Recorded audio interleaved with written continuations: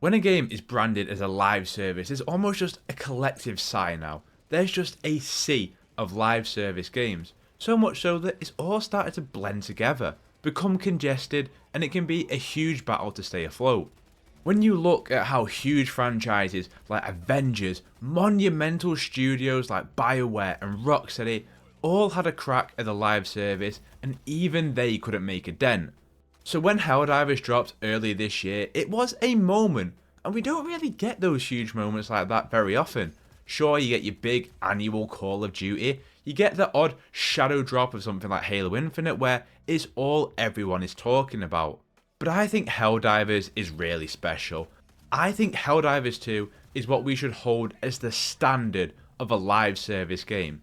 And I mean that in many ways. A monumental launch, post-launch content delivery, communication with the community, and a monetization model that actually feels fair and respectful of a player. Helldivers 2's journey since launch, it hasn't been perfect, but I think it's really naive to think that any successful live service game won't make mistakes. It's about how they respond, and that to me is why I think Helldivers 2 has become that gold standard of live service games. I want to start with potentially where I feel the strongest when it comes to live service games. Recently, I've become apathetic towards free-to-play live service games. I am tired of receiving bare bones progression systems, minimal cosmetics, vanity items, all the good, juicy stuff stripped out of the core game and resold to you. Granted that it's par for the course in any live service game that they need to keep offering some form of monetization, but it's why I really love Helldivers, because this game is 40 quid when it's not on sale. All content free, a free war bond with multiple pages to work through, its microtransactions are a couple of quid per skin, it has non-expiring battle passes, the ability to earn premium currency in-game pretty easily, and it all just feels like it's tailored towards you as the individual. I'm just personally worried that we're constantly just devaluing our medium of video games, because often if your game is multiplayer or a PvE game, it's free to play. And I think that really stinks, because what happens in return is that as the player, I often feel I get a lackluster offering in the game I'm playing. The example I always give is back in the OG Halo games, if you saw someone with a flaming blue helmet, you're just like, wow, they earned that. Like, I'm playing a veteran here, or some kind of amazing elite cosmetic, where now you just look around and, oh, shop skin, battle pass skin, and sure, some of that can be earned, but often the trade-off of free-to-play is marked by minimal progression, unlocks which are just resold to you for 2 skins being the normal price of a game. And I just think there's got to be a better balance in everything being free-to-play. And I think Helldivers 2 has the model. I also hate the concept of everything being free. Believe me, I'm not here to defend greedy shareholders who don't give a fuck about anyone, but games cost money, and live service games cost even more. In the past week, we've obviously seen discussion around the Killzone stuff that has been added into Helldivers, and I've seen people compare the likes of Astrobot's free Christmas DLC being compared to Helldivers adding the Killzone stuff, Astrobot being free, and then obviously we'll touch on the Killzone stuff in a minute. But it's not right to compare an ongoing live service co-op game with assumedly years of content in the pipeline, which obviously they want to offer for free, to an offline single player game that just won Game of the Year. So let's talk about the Killzone items then. One round of Killzone items, not even providing what a third of a typical war bond would be, and yet costing double. To their credit, as Arrowhead have constantly done, they responded and made the second set completely free, which frankly I just see as above and beyond. Before this had happened, Helldivers monetization was the best I've ever seen, for multiple reasons.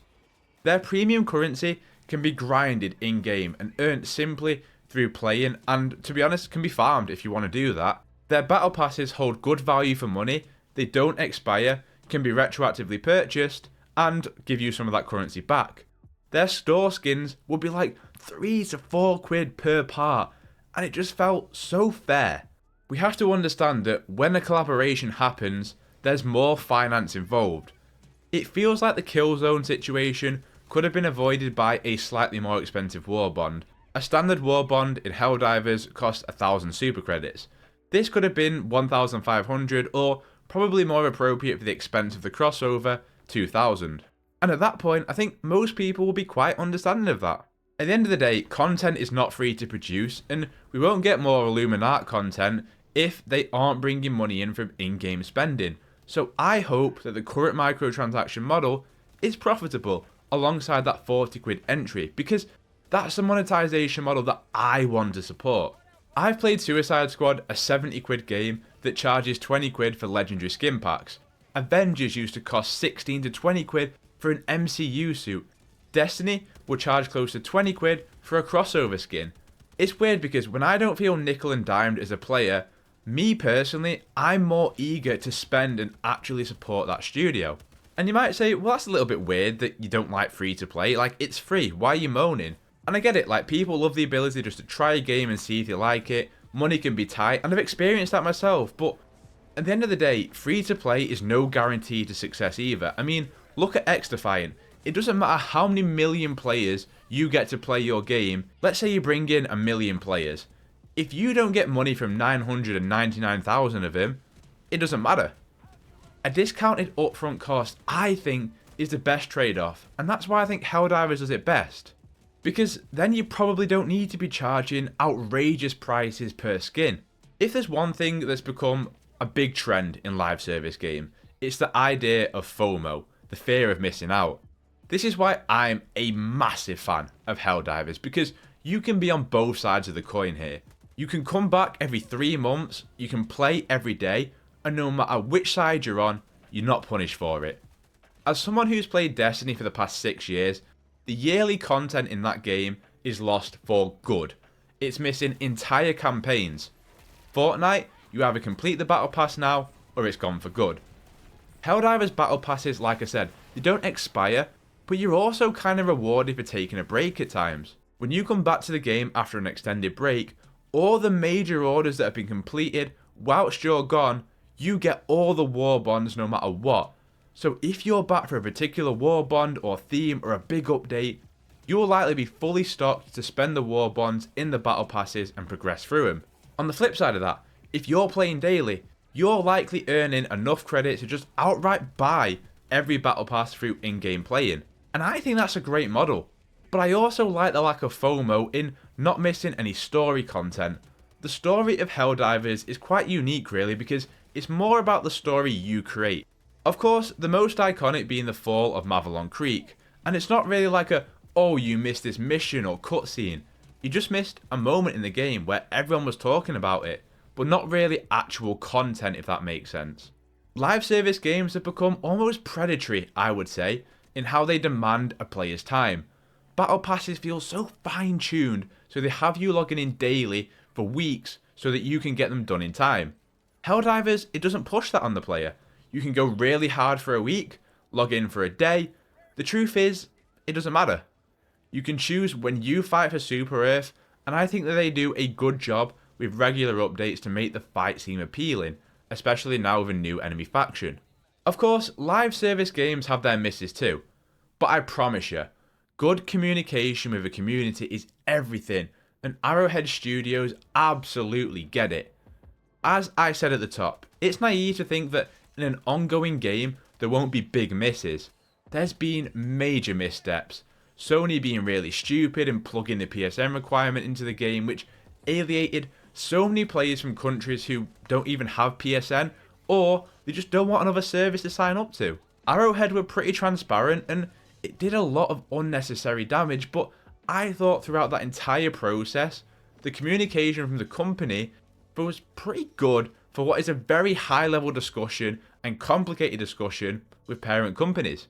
Of course, Helldivers also suffered from the plague of major nerfs.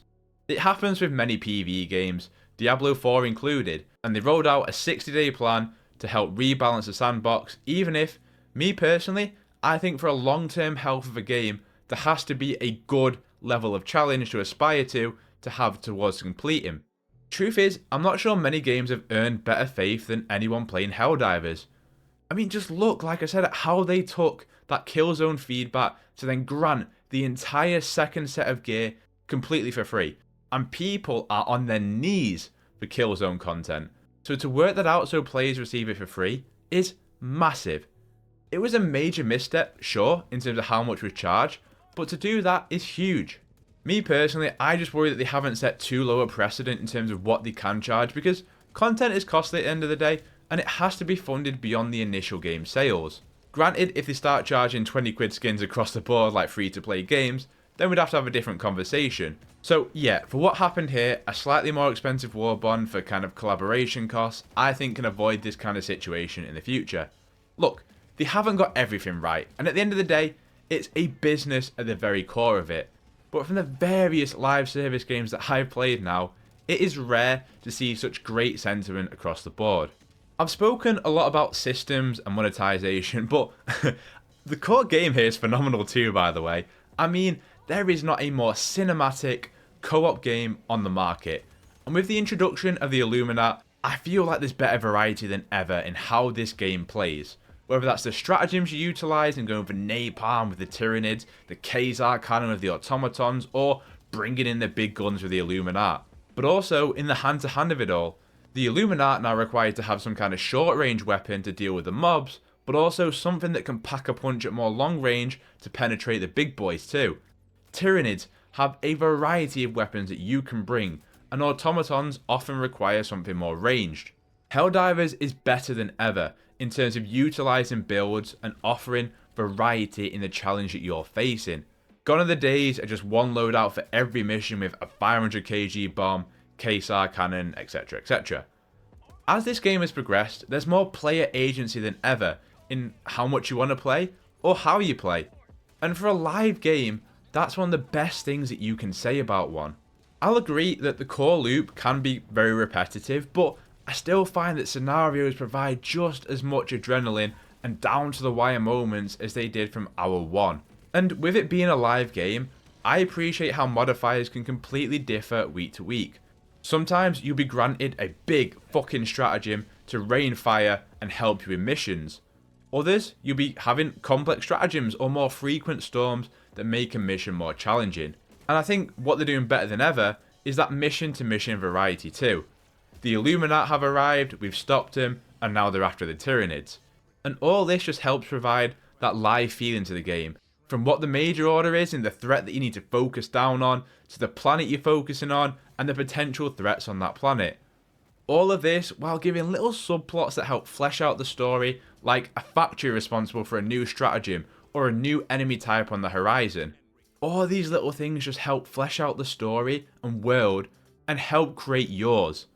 The fact is, there is nothing more fun than being down to 0 reinforcements, extraction being 2 minutes off, and every man and his dog are closing in on you, and it's just all guns blazing, and you must hold on for that sweet liberty. And it doesn't matter if it's the Tyranids as a 1,000-foot monster towers above you, the automaton tank suppressing you, or the squid sourcing in. It's cinematic, it's spectacular, and it's just fucking sensational. I've had so much positive stuff to say about Helldivers, but there are still gripes that I do have as a live service game that I hope they can work on. I'd like to see more elements of individual progression outside of collecting resources. The idea that progression is tied to having to scour every map to get rare samples, and then they provide minor to decent buffs at best like eagle rearm ties or more turret ammo. They're useful, but it's very, very grindy. And I'd like to see more intrinsic character progression.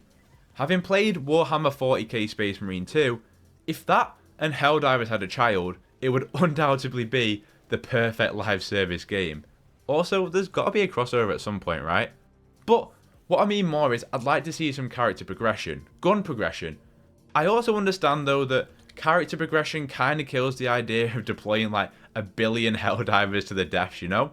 But I'd kind of like to see how each Helldiver brings an optimization in like all guns fully stocked on ammo, or the ability to traverse easier, just some kind of skill points to allocate to a character. I'd love to see gun progression though, like amounts of kills leading to attachments or scopes. It would just help improve that desire to experiment with multiple guns, but also add layers to its systems.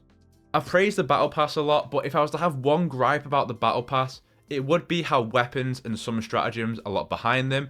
Now, as I said, you can grind this currency if you want, but it would also be cool if they were like a free track on the Battle Pass. But I'm sure the reasoning behind that is that they want to make them look as appealing as possible.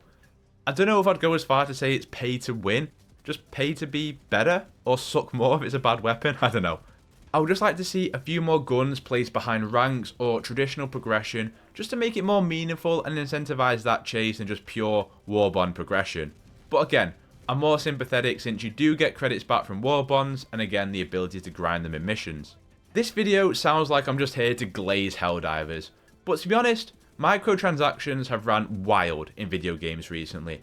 As someone who's just become exhausted in free-to-play offerings, giving us decent games but with no meat on the bone, no progression at all, and it's all just resold in 20 quid skin packages, or frankly being so demanding and selfish of an individual's time, Helldivers 2 is a welcome change of pace.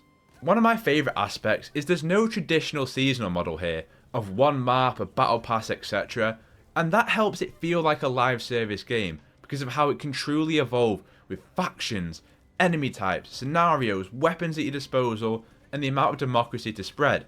I feel like free-to-play has devalued our media of video games, but also disillusioned the customer.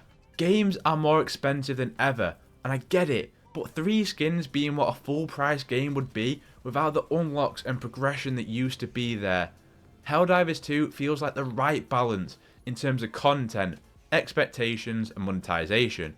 When I look at First Descendants pay to unlock something faster, Destiny having a billion different streams of in-game revenue on top of expansions, Marvel Rivals going as far as like 22 quid for skin bundles of MCU favourites, or Diablo 4's insane 50 quid horses. Helldivers 2 sets a new standard that I hope more follow.